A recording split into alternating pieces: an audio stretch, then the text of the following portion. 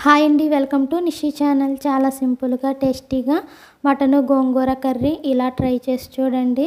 చాలా సింపుల్గా టేస్టీగా ఉంటుంది. ముందుగా మనం అరకిలో మటన్ తీసుకుని క్లీన్ చేసుకోవాలి. అలాగే గోంగూర కూడా క్లీన్ చేసుకుని ఉంచుకోవాలి.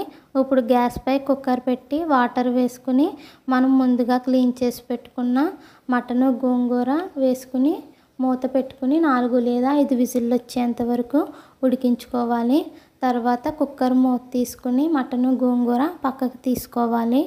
ఇప్పుడు గ్యాస్ పై ప్యాన్ పెట్టి ఆయిల్ వేసుకోవాలి. ఆయిల్ హీటెక్కిన తర్వాత 1 టేబుల్ స్పూన్ ఆవాలు, 3 యాలకులు, 3 లవంగాలు, కట్ చేసి పెట్టుకున్న ఉల్లిపాయలు, పచ్చిమిర్చి వేసుకుని వేపుకోవాలి. అవి వేగిన తర్వాత మనం ముందుగా ఉడికించుకున్న మటన్ తీసుకోవాలి.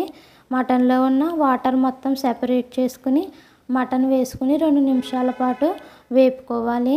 వేగిన తర్వాత 1 టేబుల్ స్పూన్ అల్లం వెల్లుల్లి పేస్ట్, టేస్ట్కి సరిపడినంత సాల్ట్, 1/2 టేబుల్ స్పూన్ పసుపు, 2 టేబుల్ స్పూన్ కారం, 1 table spoon garam masala add చేసుకుని 2 నిమిషాలు వేపుకోవాలి.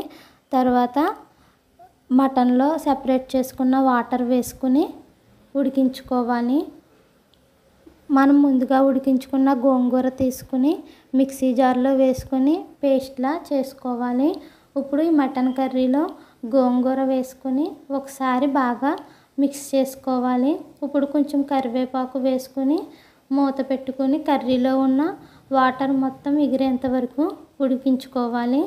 అంతే, మనకి మటన్ గోంగూర కర్రీ రెడీ అయిపోయింది.